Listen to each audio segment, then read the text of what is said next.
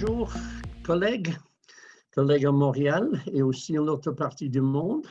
Et merci beaucoup à M. Larbi, Jean-Michel et Jonathan de me recevoir ici pour faire cette présentation à vous. Veuillez m'excuser le fait que je suis anglais, alors le français c'est ma deuxième langue, mais je l'utilise depuis beaucoup des années. Comme M. Larbi a déjà dit, je faisais plusieurs cours francophones. Originellement, je présentais un cours de fraude en Afrique de l'Ouest il y a presque 3 ans maintenant. Mais maintenant, c'est la possibilité d'introduire de nouveau les concepts, les introductions et plusieurs points que je pense qui sont nécessaires en ce monde avec l'incertitude économique. On sait qu'il y a plusieurs défis que nous devons confronter. Et ça, c'est pourquoi je voulais présenter aujourd'hui à cette présentation ce qui va peut-être donner les idées pour l'avenir et peut-être, j'espère, qui va mener à un autre cours plus intensif en l'avenir. Mais ça, c'est surtout pour vous établir la nécessité, les besoins et peut-être s'intéresser vis-à-vis la possibilité du cours présenté par cette team. Alors, gestion de fraude. Il y a naturellement les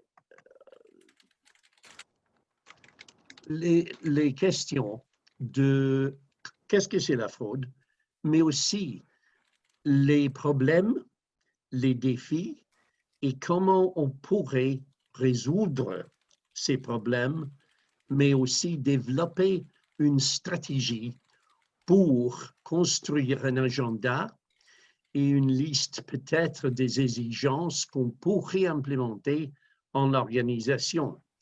Je sais que chaque organisation c'est différente. Ça pourrait être le gouvernement, ça pourrait être une grande entreprise ou une organisation transnationale, comme l'organisation où je faisais le cours original à Bénin. Mais tout à fait, tout va arriver au même problème. La fraude, comment faire la détection de fraude et aussi examiner les problèmes et faire une stratégie de gestion. Alors, objectif, comprendre les concepts bases, développer les exigences nécessaires et commencer une initiative généralement unique et dirigée vers l'organisation en particulier. Alors, comme les films, Mission Impossible. Votre mission, monsieur ou madame, si vous décidez d'accepter les défis, c'est d'éprouver qu'il est possible d'adresser la fraude et trouver les solutions aux problèmes. Bonne chance, parce que peut-être plus à vous, mais avec un peu de guide d'ici. Alors, on commence où? La fuite d'eau. Chacun sait que dans la maison ou dans le bureau, il y a les facilités à ranger l'eau. Il y a des problèmes de temps en temps vis-à-vis comment maintenir les systèmes, réparer les problèmes, résoudre tout pour éviter le problème de la fuite d'eau, parce que l'eau pourrait s'échapper. Ici en Angleterre, le gouvernement a déjà avisé qu'il est nécessaire de réformer complètement nos réseaux de transmission d'eau à chaque maison parce qu'il y a les fuites, mais ça va coûter une fortune. En organisation, ça coûte une fortune aussi, mais il est nécessaire de temps en temps dépenser un peu d'argent maintenant pour résoudre les grands problèmes en l'avenir. Alors, les objectifs stratégiques, parce que c'est naturellement une question de stratégie et accepter en l'organisation qu'il faut arranger une liste de priorités de comment on va faire. Alors, les questions de priorité sont, premier, génération de revenus. Les gouvernements doivent générer le revenu, naturellement, pour dépenses, vis-à-vis les taxes, les impôts et généralement comment gagner assez de revenus pour maintenir les ressources du pays. Les ressources naturellement nationales sont bien importantes, mais il faut gagner le revenu parce que chaque gouvernement n'a pas des ressources automatiquement. Dans une organisation privée, le revenu est beaucoup plus nécessaire, mais il faut avoir aussi un niveau acceptable de comptabilité. Ce n'est pas seulement le revenu, c'est la question de compter pour chaque chiffre, pour chaque centime, pour chaque dollar. Et le problème, c'est normalement combien d'argent a-t-on besoin pour adresser toutes les exigences de l'organisation.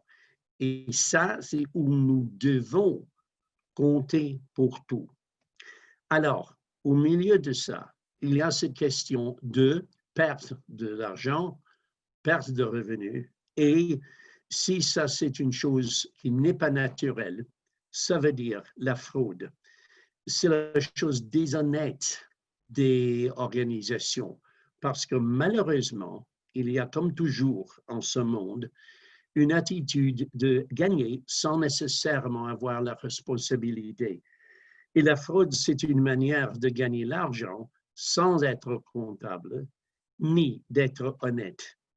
Et je sais que ça pourrait être une activité criminelle, mais en effet, il y a beaucoup des sources de fraude, beaucoup des manières de fraude, et en même temps, plusieurs gens qui sont culpables vis-à-vis l'activité de fraude. Ça, c'est peut-être l'incertitude d'analyser la fraude. Mais en réalité, la nécessité, c'est là parce qu'il faut éviter cette fuite d'argent, comme la fuite d'eau. Et ça, c'est pourquoi il est bien nécessaire chaque année résoudre toutes les ressources et aussi analyser les risques de vulnérabilité, de faiblesse. Et on peut savoir exactement quand il y a de fraude parce qu'il y a une grande faiblesse en organisation vis-à-vis la sécurité et comment éviter ces problèmes. Fraude fiscale, c'est bien connu en les gouvernements. J'ai déjà fait, comme Jean-Michel et Larbi vont expliquer à vous, et Jonathan, je l'ai rencontré là, je faisais plusieurs cours pour les autorités de revenus de l'Afrique.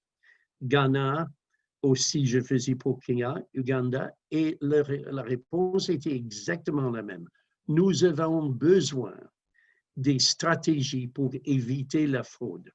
Et c'est bien évident que chaque gouvernement a beaucoup de problèmes vis-à-vis des dépenses, mais surtout vis-à-vis comment gagner le revenu et protéger. Ce n'est pas seulement de gagner, de générer, c'est la protection du revenu qui est très important. Et dans un monde fiscal où les taxes et les impôts comptent pour la plupart des revenus du gouvernement, on doit avoir une solution et une stratégie de comment contrôler la fraude en chaque cas. Mais ce n'est pas seulement le gouvernement, ce sont les grandes organisations qui font le commerce ou qui font les opérations fiscales, financières et généralement des affaires mondiales.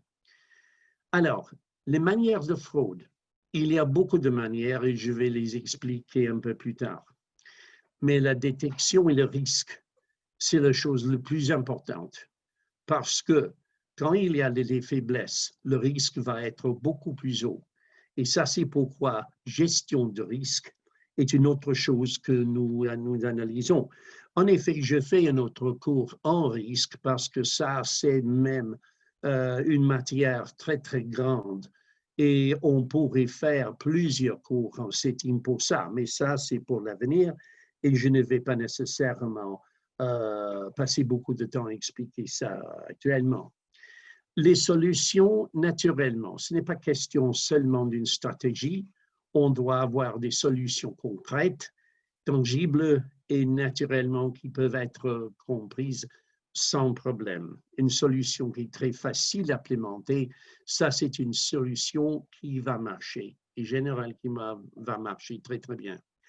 Et la gestion, et ça veut dire les priorités, une structure de gestion, ça veut dire comment on peut éviter ou contrôler la fraude dans une période beaucoup plus étendue. Alors, on a cette situation de comment étendre cette stratégie pendant peut-être plusieurs mois, plusieurs années, et généralement maintenir comme stratégie de l'entreprise ou de l'organisation en général. La génération. Bon, quel est l'objectif?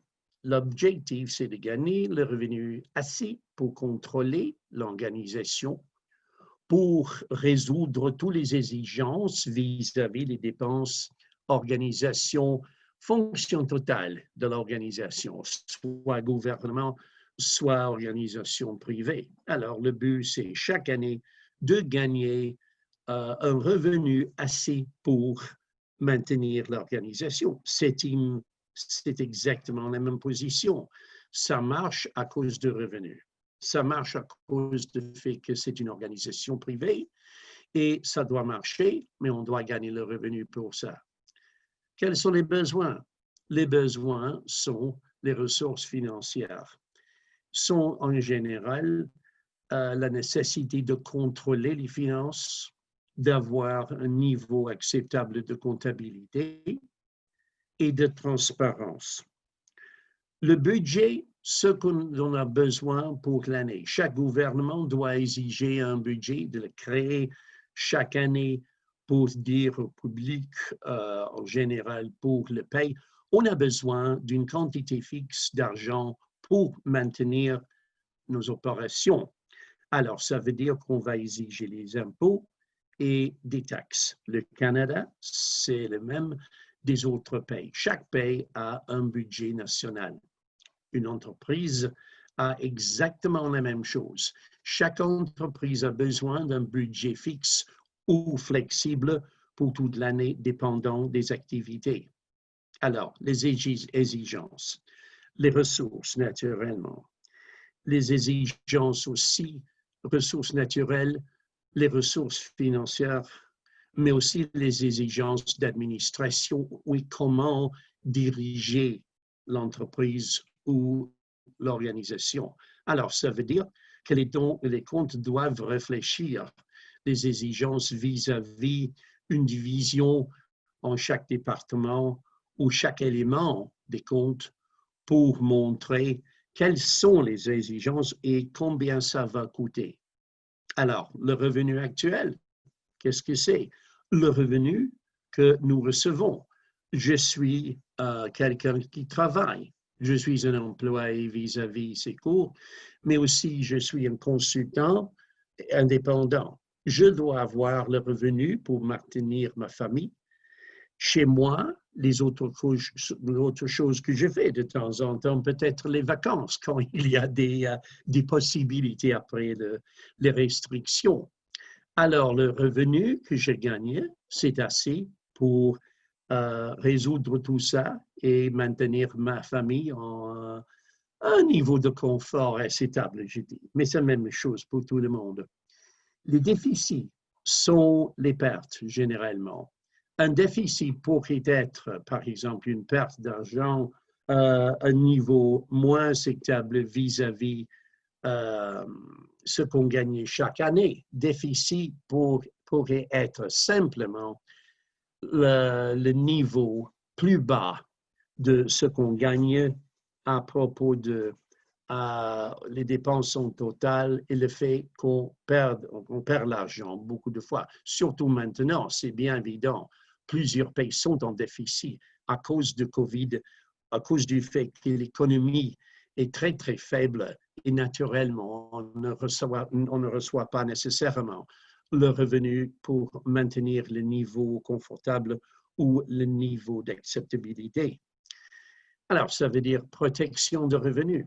On doit le protéger. Il est bien nécessaire chaque année de garantir qu'on va protéger le revenu parce que ça, c'est le budget annuel. Et en réalité, on doit assurer que le revenu qu'on gagne est assez pour exiger ou pour maintenir tous les projets nécessaires, toutes les dépenses et naturellement un peu de réserve pour garantir un niveau plus confortable ou au moins en position d'être plus forte. Parce qu'un pays qui est plus faible ne va pas garantir qu'on a besoin ou qu'on a assez d'argent pour maintenir les exigences du pays. On voit ça maintenant avec beaucoup de pays qui ont souffert beaucoup à plus de Covid. J'ai lu un article récemment vis-à-vis le Liban. Le Liban, c'est presque faillite à cause du fait qu'on ne gagnait pas de revenus. C'est dommage, mais malheureusement, c'est une position mondiale et nous devons nous protéger contre cette situation. Alors, fraude fiscale. Quand j'étais officier de la douane, j'ai entendu plusieurs histoires vis-à-vis combattre contre le commerce illicite, contre les problèmes de fraude, de corruption et naturellement aussi de contrebande. Il y a peut-être une image très romantique des gens qui font ce commerce illégal, mais en réalité, c'est un grand problème vis-à-vis éviter les taxes et les impôts. Et ça, généralement, c'est une activité criminelle. Le fait qu'il y a la fraude suggère qu'il y a beaucoup de faiblesses et beaucoup de trous dans le système qui permettent les criminels de faire cette activité sans nécessairement surveillance nationale, ni de forces de sécurité, ni de douane, ni de police. Et ça, c'est où il y a un besoin de beaucoup plus de sécurité et au moins garantir un niveau acceptable d'éviter ou de terminer ce risque de fraude. Le vol, d'accord, ça pourrait être pour tout le monde un problème. Je maintiens naturellement le système de sécurité chez moi. Je dois protéger la maison contre les criminels. Je peux faire tout pour fermer les fenêtres, les portes, tout ça. Mais le vol, c'est beaucoup plus que ça. Le vol, c'est généralement de remouvoir illégalement l'argent d'une source légale. Ça pourrait être individuel, ça pourrait être corporel, ça pourrait être en groupe. Il y a beaucoup de possibilités de vol et il y a la nécessité pour l'éviter, soit appeler la police, soit analyser ou investiguer ces activités. La déception, on sait très très bien qu'avec ce monde de cyberspace, de cybermenaces, il y a toujours la menace de déception. Je reçois des emails, je pense qu'il y a beaucoup de monde qui l'ont reçu, peut-être par exemple, disons de Nigeria, oh, mon cousin Joseph Ambelou est mort dans un accident d'avion. Avant de faire ce vol tragique, il m'avait consigné les détails de sa compte bancaire avec plusieurs millions pour mettre peut-être dans une compte très, très valable. Et on avait trouvé son adresse, et etc., etc.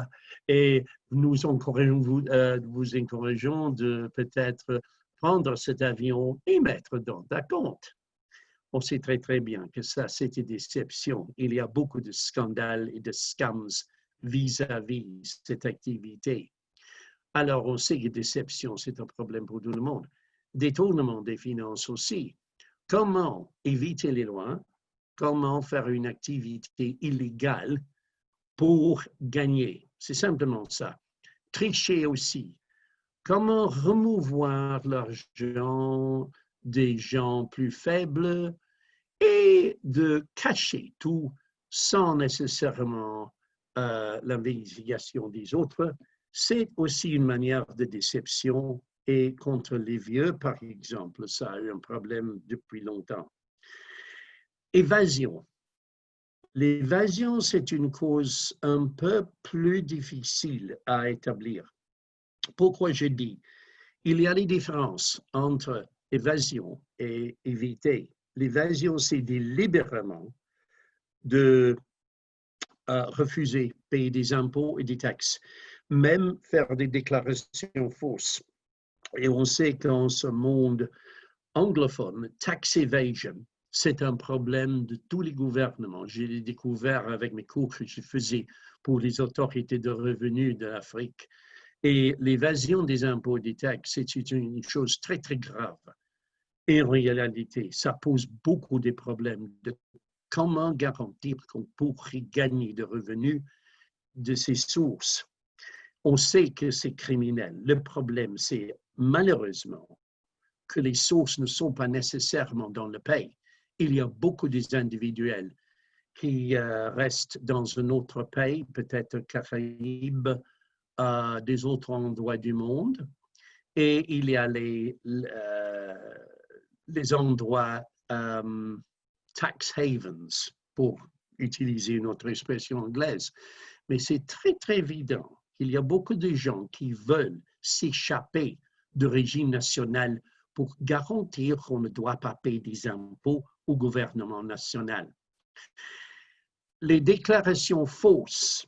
Alors, la déclaration, c'est un morceau de papier ou au moins un document qui déclare, par exemple, tout l'argent qu'on gagnait pendant l'année. Alors, ça, c'est bon pour le revenu de l'organisation, mais on doit payer des taxes et on doit payer des impôts. Et il y a la nécessité pour payer le niveau national accepté de l'impôt chaque année. Et malheureusement, plusieurs facilités, comme par exemple la douane, avec laquelle j'avais beaucoup d'expérience, il y a beaucoup de possibilités pour une agence ou une organisation arranger les déclarations fausses pour éviter le paiement des taxes, surtout des taxes douanières, aussi TVA, tout ça. Et il était bien évident que l'incidence de faire des déclarations était trop haute. Et comme ça, ou résulté de ça, de ne pas révéler l'information. Ça veut dire de cacher l'information importante vis-à-vis les taxes, vis-à-vis les déclarations, vis-à-vis les valeurs réelles de revenus qu'on gagne. Et ça, c'est pourquoi une déclaration doit être honnête et vraie, parce que sinon, il y a la possibilité de l'autorité de revenus faire une investigation en organisation ou peut-être les individuels. Crime contre revenu, ça c'est exactement comme c'est la fraude. Le revenu de l'entreprise, le revenu individuel, ça c'est une chose parce que chacun gagne de l'argent vis-à-vis d'être employé. Les évasions des impôts, évasion c'est illégal, on sait ça.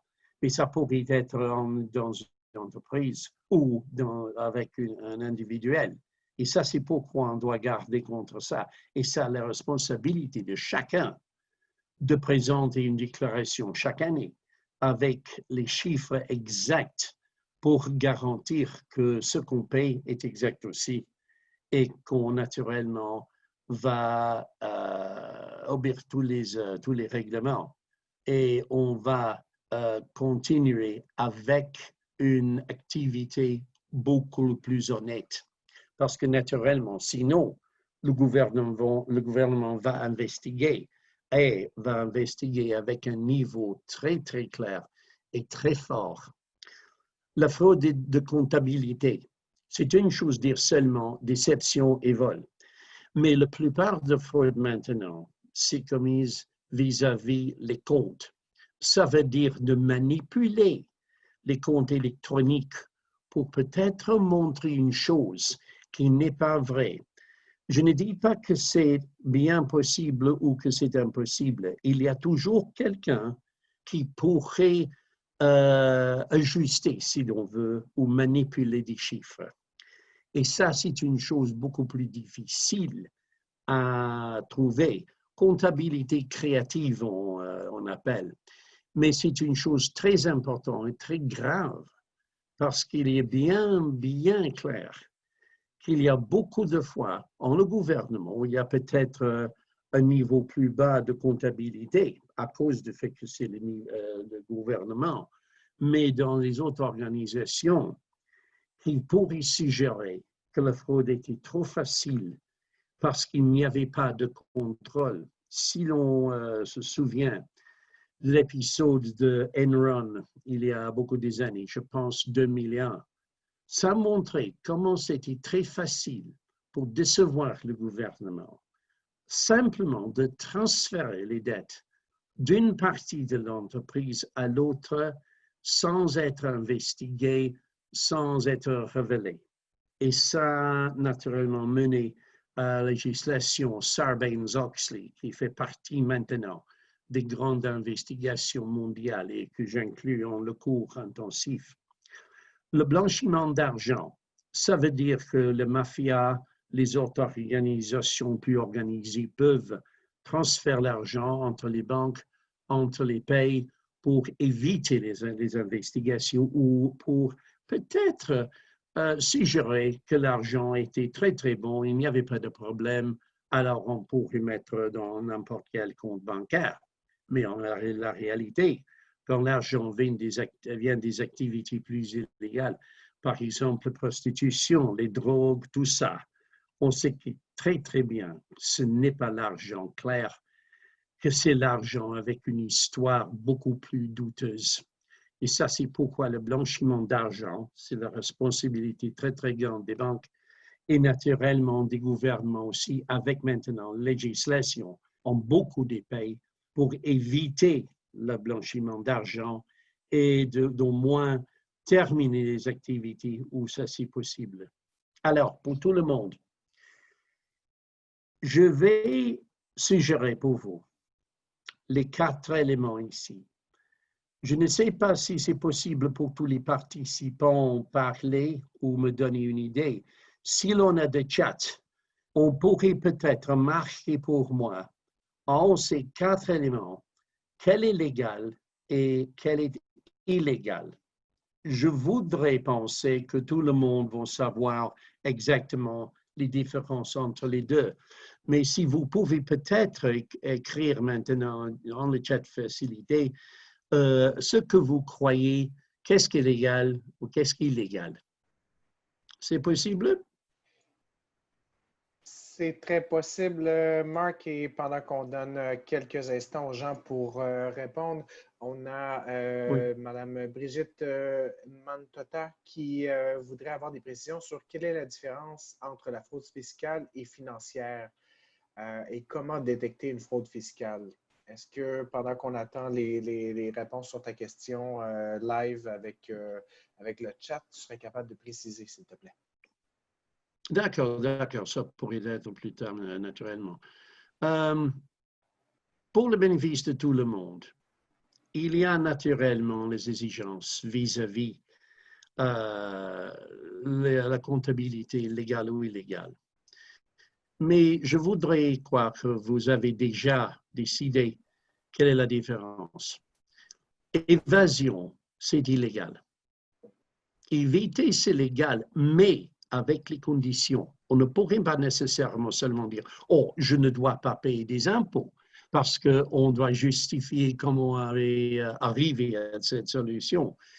S'il y a des complexités, par exemple, des organisations internationales, alors ça, c'est une autre chose. Mais éviter, c'est légal, mais avec les conditions. Alors, déclaration fausse, d'accord, c'est illégal. On sait ça à cause de la douane, à cause du fait que quand on importe des choses, on doit déclarer tout à l'organisation de revenus. Déclaration erronée, ah d'accord, ça c'est différent, parce que une déclaration erronée pourrait être faite de n'importe quelle raison, peut-être manquer quelque chose d'important, simplement le calcul était erroné d'abord, et alors ça pourrait peut-être montrer un chiffre un peu différent ou peut-être erroné. Alors, ça, c'est pourquoi nous devons reconnaître les différences entre ce qui est légal et ce qui est illégal. Parce que si c'est légal, on peut le justifier. Mais si c'est illégal, on doit reconnaître exactement les risques parce que ça va être une activité criminelle. Alors, c'est pour tout le monde de vous de peut-être réfléchir en ça et peut-être d'abord, quand on fait une liste, analyser les différences entre les deux et peut-être commencer à faire une analyse vis-à-vis ce qui est légal et ce qui est illégal. Ça va montrer beaucoup de l'organisation et quelle sorte de niveau de sécurité on a vis-à-vis l'agenda et la structure de l'organisation. Alors, quelque chose pour réfléchir, je pense. La Et pour plupart vous, des gens, Marc, pour alimenter la discussion, trouvent que tous sont illégaux. Il y a Monsieur Nouruddin Mahamadou qui demande quelle est la différence entre fausse et erronée. ah bon, fausse, c'est une activité délibérée. Délibérée. Oui, délibérée Délibérée. qui Oui, est faite intentionnellement. exactement. C'est exactement ça. Fausse est c'est l'intention de créer une activité illégale. Fausse, ça veut dire on sait exactement d'où viennent les chiffres et qu'on veut décevoir le gouvernement, on veut faire la déception. Ça, c'est l'intention prioritaire.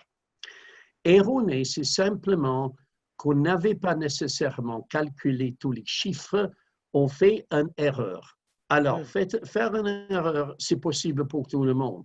Moi, je l'ai fait auparavant, tout le monde est susceptible de faire cette faiblesse. Erroné, ça veut dire qu'on a aussi le droit de corriger le chiffre si on sait qu'il y a une différence ou un problème ou on a déjà fait une déclaration, mais on a oublié quelque chose. On peut aller à l'autorité et dire, ah, j'ai fait une erreur, je voudrais ajuster la déclaration et présenter de nouveau. Ça, c'est plus honnête. Ça, ce n'est pas illégal. La déclaration fausse, c'est de dire, je sais exactement ce que je fais et je veux faire la déception délibérée. Donc, il y a, la notion de mauvaise intention derrière. Et là je vois certains échanges à l'instant. Comment on trace la ligne entre une erreur de bonne foi et une erreur de mauvaise foi? C'est ça exactement. C'est ça qui est difficile à juger. Hein. On peut faire une erreur on s'est trompé de chiffre ou on a mis le mauvais chiffre, si je comprends les échanges qui se passent en ce moment. Bien sûr, s'être trompé comme ça, c'est plus facile. C'est une faiblesse que tout le monde souffre. Il est possible, tout le monde sont faibles en ce respect. Il n'est pas possible pour tout le monde faire exactement ce qui est nécessaire. Il y a toujours la pression des autres choses. Nous avons seulement peut-être 24 du jour en lesquels nous dormons pour 8 heures. C'est possible pendant les autres 16 heures de faire des erreurs s'il y a peut-être une autre chose plus urgente. Si l'on est comptable, par exemple, il est trop facile de faire une erreur. Mais si c'est faux, on sait exactement ce qu'on fait. Comme tu dis, Jean-Michel, c'est une mauvaise intention. Et ça, c'est pourquoi ça, c'est une activité criminelle. Et ça, c'est pourquoi nous avons peut-être d'excuses pour dire « Ah, nous savons que nous faisons une erreur, nous voulons l'adresser et corriger maintenant. » Alors, j'espère que ça va naturellement résoudre cette question. C'est jamais évident de tracer la mince ligne entre une erreur de bonne foi et une erreur de de mauvaise foi. Évidemment, si on cache des avoirs, que ce soit des maisons, des jets et autres, c'est clairement une déclaration fausse. Si on se trompe dans la valeur d'un bien, est-ce que c'est faux ou c'est erroné? J'imagine que c'est là où ça devient plus compliqué. Ça, c'est pourquoi il y a une ligne très fine et très, très vague entre les deux.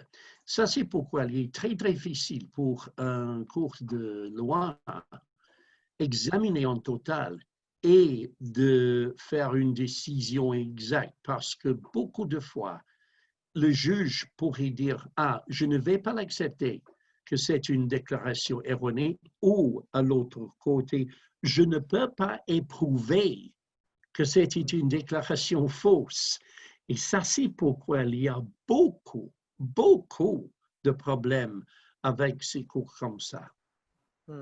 Et si je reprends la question de M. Bolilanga, quelles structures les gouvernements peuvent mettre en place pour mieux combattre la fraude? Pensez-vous que sans la volonté politique et une justice indépendante, peut-on obtenir des résultats escomptés? Ou quels sont les mécanismes, finalement, pour bien lutter contre la fraude, pour avancer dans ton discours? Bon, vis-à-vis des impôts, ça c'est une chose nationale et chaque gouvernement doit décider eux-mêmes quel est le niveau d'acceptabilité de fraude si ça existe, ou au moins quelle sera la politique domestique de combattre la fraude pour chaque pays. Je sais très très bien, pour beaucoup des pays en Afrique, on a besoin de gagner beaucoup plus de revenus. Le problème c'est avec peut-être le risque de corruption, il est très, très difficile d'implémenter la réglementation, d'éviter la fraude parce qu'on sait très, très bien ça passe à un niveau très haut. Vis-à-vis les taxes, ça veut dire douanière, TVA, etc. Alors ça, c'est une chose différente. Il y a une organisation, World Customs Organization, que j'ai participé de temps en temps, je reçois beaucoup de bulletins d'eux. Il y a là un niveau et un code de réglementation qui exige que chaque gouvernement implémente un programme de ressources, un programme de législation pour combattre la fraude. Ça, c'est un problème mondial et je sais très bien que maintenant, il y a un niveau de sécurité mondial qui dit que chaque pays doit être au même niveau. Il y a ce qu'on appelle Trade Facilitation Agreement, l'accord de facilitation de commerce qui était conclu mondialement il y a quelques années, je pense 3 ou 4 années, qui est implémenté en chaque pays et qui exige automatiquement la réglementation et la législation pour éviter la fraude et garantir un niveau de sécurité standard pour tout le monde. Et ça, c'est pourquoi maintenant, ça pose beaucoup plus de problèmes pour chaque gouvernement, ne dépendant de la politique du gouvernement, mais qui exige cette stratégie pour tout le monde.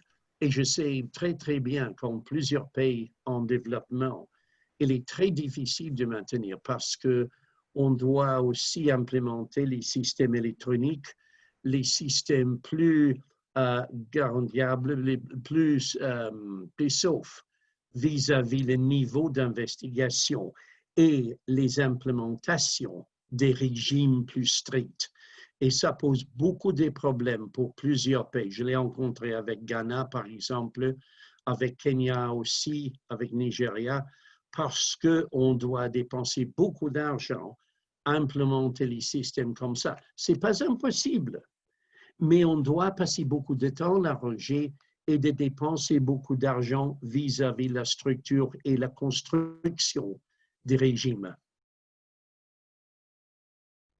Alors, si l'on peut peut-être continuer, parce que je sais qu'il y a des autres matières que nous devons adresser. La fréquence, ce n'est pas une chose seulement d'être unique, ça pourrait être possible. Uniquement, ça suggère que peut-être ça va disparaître et on n'a pas le même problème en l'avenir. Ça, c'est possible.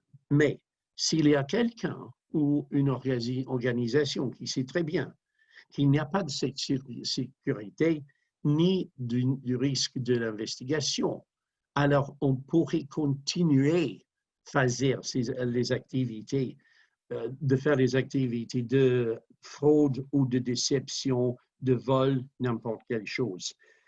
Et ça veut dire que ça pourrait être un risque régulier. S'il n'y a pas d'investigation et s'il n'y a pas de régime strict, on sait très bien que les faiblesses sont assez pour une organisation comme la mafia, peut-être des autres, maintenir une politique de fraude sans impunité.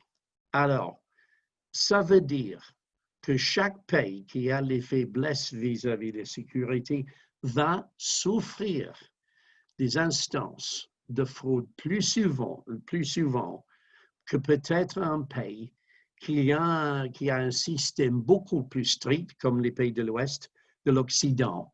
Ça veut dire Amérique du Nord, l'Europe, ou partie de l'Europe surtout. L'Europe du Sud peut-être aussi un peu différent.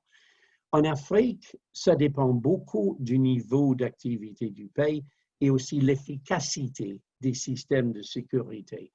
Mais il est très, très évident que les pays en Orient, surtout comme la Chine, comme les autres pays-là, savent très, très bien qu'il y a les faiblesses en la sécurité. Je ne veux pas dire que tous les Chinois sont criminels, parce que je ne crois pas en ça. Je sais très, très bien qu'il y a beaucoup de gens très honnêtes.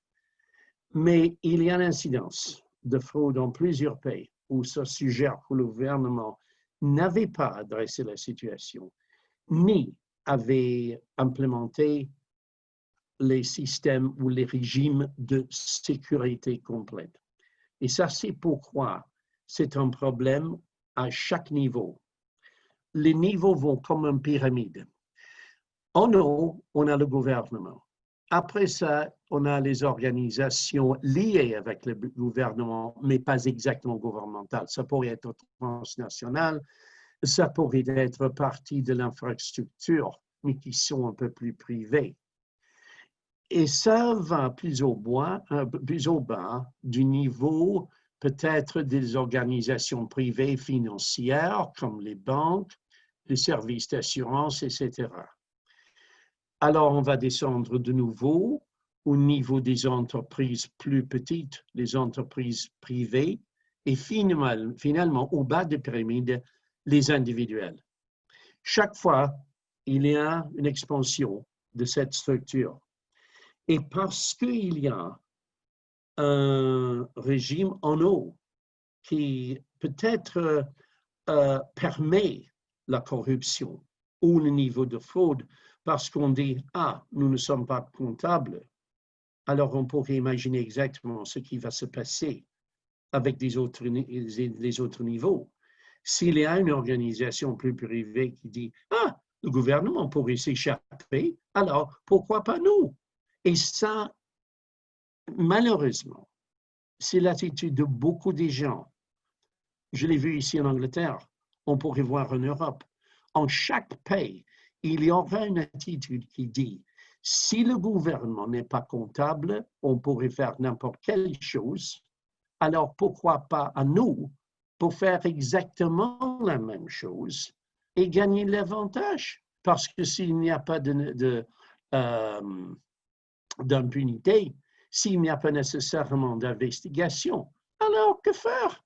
Nous pouvons nous échapper de tout ça. Et ça, c'est pourquoi il y a maintenant ce niveau d'éviter ou d'impunité, simplement s'échapper de la loi. Et c'est bien évident qu'en beaucoup de pays, il y a des grands problèmes avec ça, parce qu'il n'y a pas d'attitude, de volonté de faire des différences, les changements en le régime. Je ne veux pas critiquer le monde, je ne veux pas critiquer n'importe quel gouvernement, mais j'ai l'évidence, après les cours que je faisais déjà pour CETIM, qu'il y a des problèmes en plusieurs pays. Et le message, c'est exactement la même chose. On doit examiner et compter pour chaque action à tous les niveaux. Ce n'est pas seulement un niveau, c'est à tout. Si ça passe un niveau, ça va réfléchir et appliquer à tous les autres niveaux en infrastructure du pays. Et ça, c'est pourquoi ces points ici, uniques, réguliers, systématiques et institutionnels, qui est de base le problème le plus grand, doivent être investigués et au moins terminés ou évités avec une stratégie beaucoup plus stricte en chaque organisation. Ça, c'est la grande nécessité. Les raisons, comme je disais, pourquoi pas, tout le monde le fait. Alors, si l'autre fait, pourquoi pas moi? C'est très, très facile de m'échapper de n'importe quelle investigation. On peut s'en tirer. D'accord, c'est très, très facile. Personne ne va pas découvrir. Ah, je peux cacher la vérité. Je peux mettre peut-être sous le tapis. C'est comme ça. S'il n'y a pas de découverte, personne ne trouve les problèmes. On peut le cacher en réalité sans difficulté en plusieurs cas. Parce qu'on peut cacher les chiffres, on pourrait ajuster les chiffres. Ce ne dit pas que tout le monde est capable de ça, mais au moins on sait très très bien qu'il y a des nucléus de gens qui font ça parce que c'est en effet la crime organisé. Et ça, c'est pourquoi quand on voit plusieurs organisations, la mafia c'est une, mais il y a des autres, il y a une politique de peut-être concentrer dans le gouvernement ou les autres activités qu'on sait qu'il y a des faiblesses. On pourrait y entrer, on pourrait faire la fraude sans détection et sans investigation. C'est très facile. Pour plusieurs gens, c'est très facile. On voit en le monde informatique les hackers. Chaque fois que l'ordinateur tient un problème, il est très, très évident qu'il y a quelqu'un qui est capable d'entrer dans un système électronique et le détruire ou au moins causer beaucoup de dommages, simplement parce qu'il n'y a pas de niveau de sécurité ni d'intelligence en ce système électronique. Cyber threats, cybermenaces, on sait très, très bien les problèmes. Bon, Noël, vous avez une question?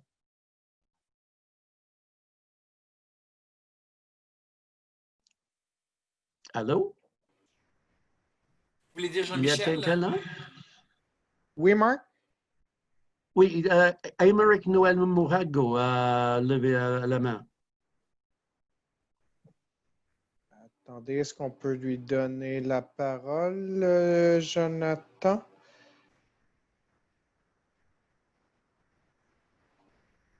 Je ne suis pas certain. Non, il s'est mis sur... on peut continuer, Marc. Je gardais quelques questions pour la fin. Oui. Je recommande, s'il y a une question plus importante, si l'on pourrait peut-être écrire sur la facilité de chat et nous pouvons passer un peu de temps après la présentation, peut-être adresser les points plus importants. On te laisse compléter, Marc, et puis dans un petit instant, on va passer à une série de questions dès que tu as complété.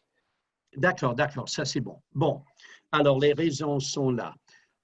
Chacun a une raison différente, chacun a une excuse différente de comment faire la fraude. Et l'autre chose, tu sais, ce n'est pas seulement de fraude en général. Ça pourrait être une petite chose maintenant, mais qui va s'étendre jusqu'aux problèmes beaucoup plus graves. Ça commence à être petit, mais en réalité, après un peu de temps, s'il n'y a pas de contrôle sur la fraude, ça pourrait être une chose beaucoup plus grave parce qu'il y a beaucoup plus d'impact en l'organisation. Et ça, c'est pourquoi l'intelligence et la connaissance du problème, c'est nécessaire maintenant et pas peut-être dire, ah, nous allons laisser à l'avenir. Non, non, ça c'est trop tard. Il faut l'adresser maintenant. Détection et risque. Comme je disais auparavant, détection, c'est une chose très, très importante parce qu'on pourrait être un flic, on pourrait être détective, par exemple, comme on les choses des États-Unis. I'm a private investigator. Ça, c'est une chose peut-être plus romantique, mais en réalité, maintenant, les grandes organisations, il y a un département qui sert seulement pour faire la détection et d'investigation de fraude et de peut-être de risques financiers dépendant des problèmes. Et je sais très, très bien que dans le gouvernement, il y a des départements qui font le risque, qui font exactement l'analyse de risque de perte de revenus et surtout de détection de la possibilité de fraude et d'implémenter un régime de terminer ou au moins de réduire le risque par les actions plus radicales et surtout les actions qui ont d'impact vis-à-vis de la protection des revenus. Investigation, ça veut dire on va dépenser beaucoup plus de temps d'activité, investiguer le problème, pas seulement un problème seul, mais le risque en total et naturellement l'incidence de fraude, s'il est bien évident que c'est un problème très, très grand. Analyse des comptes, ça c'est une chose financière qui généralement reste en le département des finances, mais qui est un grand problème même parce qu'il faut examiner les chiffres chaque année, peut-être de chaque mois, pour garantir qu'il y a un système de sécurité, qu'il y a les possibilités et aussi des régimes de contrôler la fraude de chaque étape, chaque niveau d'investigation du peut-être département divisionnel jusqu'au point de l'organisation totale. Chaque niveau a besoin, exige en effet, un niveau d'investigation très, très clair et très détaillé. Ça, c'est bien nécessaire. Analyse des comptes, comme je disais, analyse des déclarations. En le gouvernement, ça, c'est une chose très, très importante. Pour les organisations de revenus, les autorités fiscales, il y a une nécessité pour faire des analyses souvent et en détail, parce que naturellement, une déclaration, c'est une chose très importante, c'est légal. On ne peut pas oublier qu'une déclaration, c'est un document légal et doit être compris exactement au règlement et fait avec cette responsabilité très, très profonde et très claire. Quand une agence, par exemple, de fret, fait une déclaration douanière, ça c'est très, très bien que la déclaration, c'est un document légal et qui représente l'information de, par exemple, une importation ou une exportation. Ça va au gouvernement, qui font partie des chiffres nationaux, mais qui en même temps va naturellement montrer cette situation où le statut des documents comme les factures et tout ça. Une déclaration doit être exacte et aussi accurate, avec toute l'information nécessaire. Ça, c'est bien clair.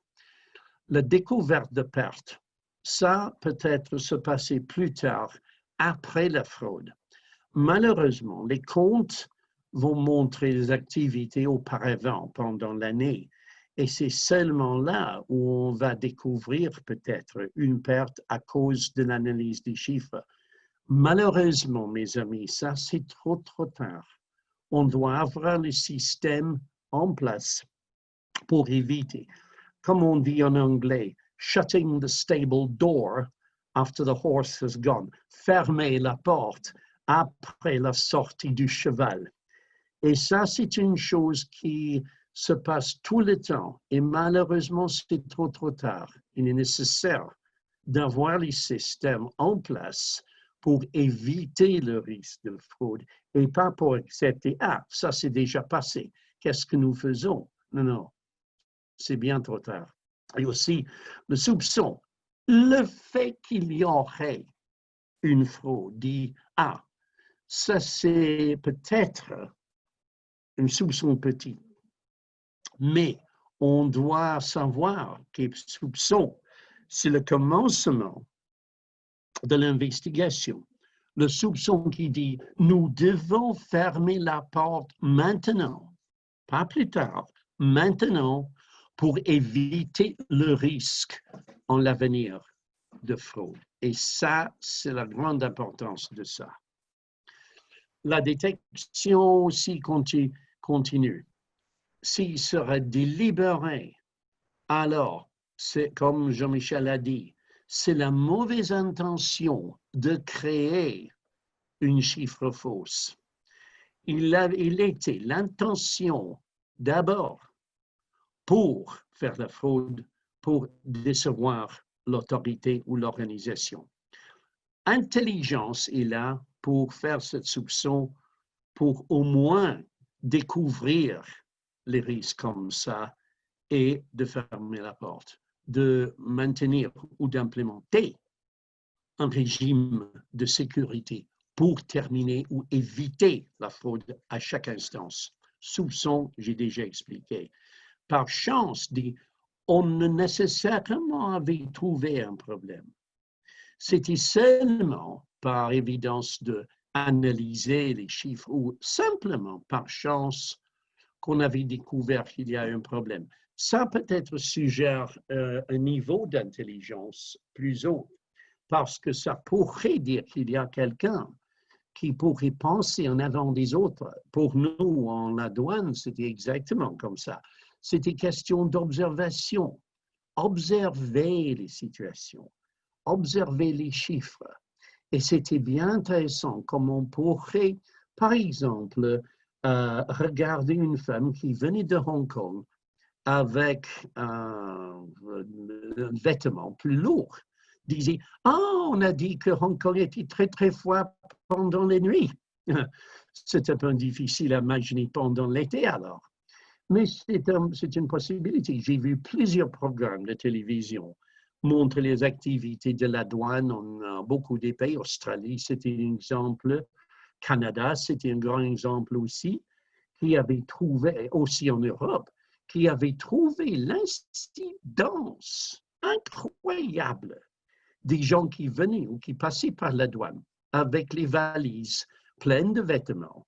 Mais on voyait quelque chose bien marrant avec cette valise. On avait décidé de l'ouvrir et on a découvert dans la valise les quantités incroyables de drogue, bien cachées, oh oui, mais avec un peu de temps passé d'investiguer qui avait révélé ces quantités. Ça, c'était beaucoup plus par chance. Ou examiner les billets de l'avion, on disait tu viens de Venezuela, où tu vas?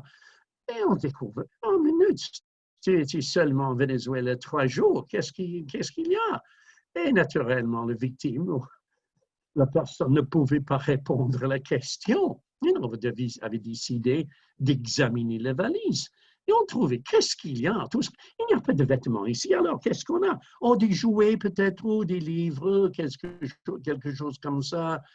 Et on avait découvert dans la valise les quantités de drogue. C'est par chance, mais en réalité, il y a un peu d'intelligence qui pouvait montrer cette faiblesse. Et ça, c'est très facile pour moi de dire ça parce que j'étais en la douane, je savais exactement ce qui s'est passé.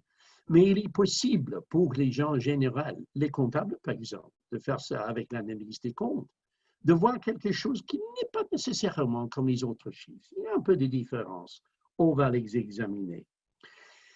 Alors, le risque, sans nécessairement faire un autocours maintenant, non, ça c'est pour l'avenir et pour vous profiter peut-être d'un cours comme ça qui est valable maintenant avec ce team. Il y a le risque. Alors, ça c'est la combinaison de probabilité et impact. La probabilité va dire c'est possible ou c'est rare, ou ça pourrait être très, très probable et au moins ça va être inévitable. L'impact, c'est une autre chose. L'impact pourrait être très, très minuscule ou pourrait être sévère, dépendant naturellement du niveau de perte ou de dommages en l'organisation. Et ça, c'est pourquoi nous avons les trois niveaux. Le premier, c'est bas. Vous allez voir que ça, c'est en vert. Ça, c'est pour dire comme les lumières de traffic lights. Vert, c'est pour aller. Il n'y a pas de problème. La route, c'est clair. Medium dit qu'il y a peut-être une chose qu'on doit examiner, mais ce n'est pas nécessairement exactement urgent ou de priorité. On pourrait laisser peut-être à l'avenir. Oh, ça veut dire sévère. On doit faire une action maintenant. On doit l'examiner immédiatement et résoudre parce que sinon, ça va devenir beaucoup plus sévère et ça pourrait mener à une situation très, très grave pour l'organisation.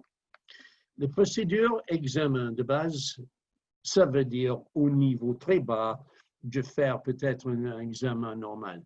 Général, ça c'est pour toute l'organisation, mais qui fait généralement un examen en toutes les activités, pas nécessairement prioritisé à une chose en particulier.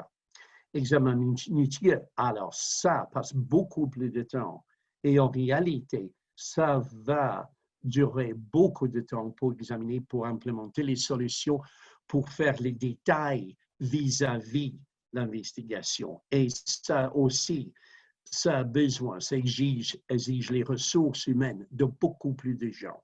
Ce n'est pas seulement une personne qui va le faire. Le départ complet, entier, va être nécessaire pour faire des examens comme ça. Pourquoi le gouvernement, les autorités fiscales possèdent des départements spécialisés maintenant aux examens de fraude.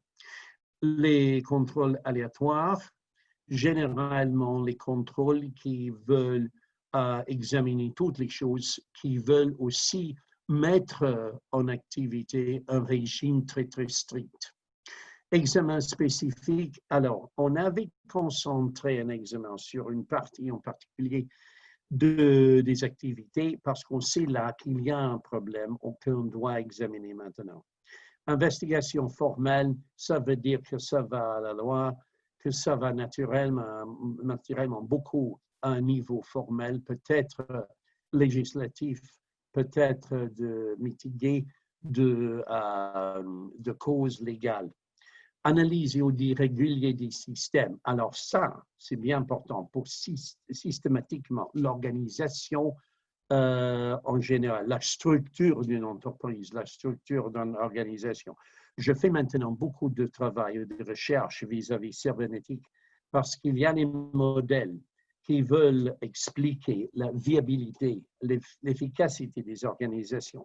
Et ça, c'est où les audits et les systèmes de contrôle sont beaucoup plus nécessaires pour au moins garantir le niveau d'efficacité d'une organisation et aussi la capacité de contrôler toutes les activités, surtout vis-à-vis la sécurité. Ça, c'est la chose beaucoup plus prévalente et l'on doit la résoudre aussitôt que possible en chaque organisation. La surveillance des chiffres, d'accord, ça pourrait être les comptes, mais ça pourrait être aussi l'organisation générale, les bases de chiffres, databases. Il est bien évident que maintenant, avec chaque système d'informatique, il y a une grande nécessité de maintenir des audits et des, comme on dit, les vérifications et balances, checks and balances, sur toutes les activités. Et ça, c'est quelque chose que je dois recommander. Pour chacun, il y a une nécessité de surveiller et d'analyser chaque année, peut-être plus fréquent de ça, tous les systèmes de chiffres et d'organisation générale d'informatique, parce qu'il y a toujours le risque des erreurs et la possibilité de perdre l'information ou de peut-être faire les calculs plus faux ou au moins faire les erreurs. Et le risque d'erreur, c'est très, très grand en chaque organisation, comme nous savons. Alors, bon, les objectifs en l'avenir, réduction de fraude. Je voudrais dire que c'est possible d'éliminer la fraude entièrement, mais en réalité, ça, ce n'est pas possible. Il y a la possibilité de réduire le niveau de fraude avec les investigations, avec les systèmes de sécurité des régimes comme ça. Et ça va durer un peu de temps, ça ne va pas être pendant la nuit. Non, non, non, non. Ça va peut-être continuer pour plusieurs mois ou en effet plusieurs années. Et ça, c'est la réalité. L'élimination de fraude, c'est beaucoup plus difficile et ça exige un niveau très, très haut de sécurité et d'analyse d'informations bien régulièrement. Remouvoir les sources de fraude, si ça veut dire de poursuivre les criminels, d'accord, ce sera nécessaire. Au moins, changer les systèmes, peut-être avec les passwords, les choses comme ça, pour au moins réduire le risque. Ce n'est pas seulement la fraude, c'est le risque de fraude. Protéger le revenu, naturellement. L'implémentation des régimes de sécurité, sans dire, sans parole, parce que la sécurité, comme toujours, c'est de priorité. Et un entretien de sécurité, parce que s'il n'y a pas de sécurité générale profonde, il n'y aura pas une raison ou une manière de maintenir un système de terminer ou de réduction de fraude. Alors, pourquoi la sécurité à chaque niveau, c'est essentiel. Alors, ça, c'est tout ce que je voudrais dire parce que je sais que c'est un sujet très complexe. J'espère que ça a donné à vous une idée de comment on pourrait commencer peut-être un régime de sécurité et d'analyse de fraude. Je ne vais pas dire naturellement que tout le monde souffre des mêmes problèmes. Chaque organisation a un défi différent. Chaque organisation a une manière et une structure différente. Mais le but, c'est le même.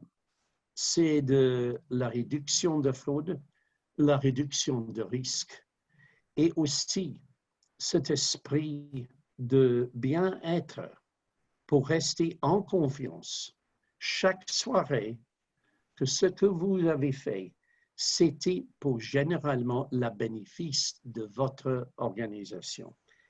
Mesdames et messieurs, merci beaucoup. Merci beaucoup, Marc. C'était extrêmement intéressant. Je prends ton dernier propos avec une question qui a été posée par M. Jean-Claude Shannon pour Sanon, pardon, qui n'est pas une méthode qui est appliquée dans beaucoup de pays, qui n'est pas une méthode que tu as nommée, mais qui soulève la question de la dénonciation. On parle de confiance, confiance envers les gouvernements, confiance envers les systèmes, mais est-ce que de mettre en place des systèmes de dénonciation où on peut dire que telle personne a ou non commis une fraude pour aiguiller, parce qu'il y a la chance, mais parfois il faut aider la chance. Est-ce que c'est quelque chose qui existe, qui se fait? Est-ce que, d'après toi, c'est une bonne pratique? Oui, c'est bien pratique parce que dénonciation est aussi une chose faite avec la confiance. On ne doit pas identifier une personne en public. En privé, il y a plusieurs organisations un régime pour encourager la dénonciation en privé. Pas nécessairement par email, ça c'est l'autre chose. Verbal, c'est possible, mais au moins par peut-être une carte ou un morceau de papier écrit avec les détails. Parce que la confiance est essentielle. On ne veut pas réduire le niveau de confiance en toute l'organisation. Alors, si ce sera privé, c'est bien encouragé. Et je que dans beaucoup des organisations privées maintenant, les grandes multinationales, par exemple, qui encouragent cette activité pour au moins maintenir un niveau de confiance et pour encourager aussi l'honnêteté en chaque organisation aussi. Donc, jusqu'à donner des récompenses aux gens qui pourraient potentiellement dénoncer des comportements parce qu'à un moment ou à un autre, ça peut être caché, mais ça peut devenir très visible avec l'achat d'une grosse maison, de plusieurs véhicules. Et puis, bon, on peut tous avoir des doutes. Et puis là, soulever le doute peut encourager la chance Ah oui. si je reprends.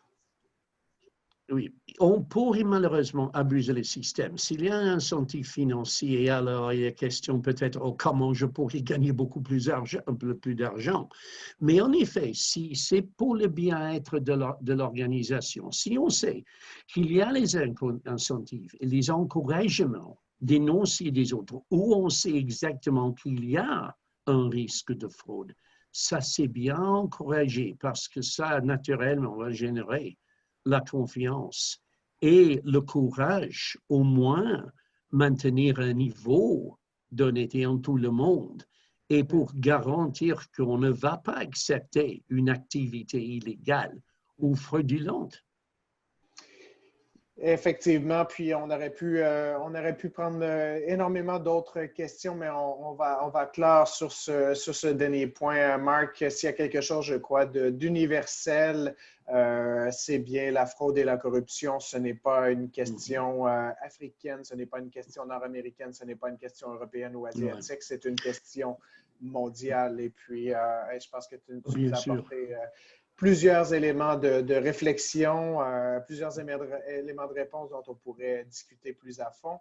Mais ce fut extrêmement intéressant, puis on apprécie énormément que tu aies partagé tout ça avec nous aujourd'hui.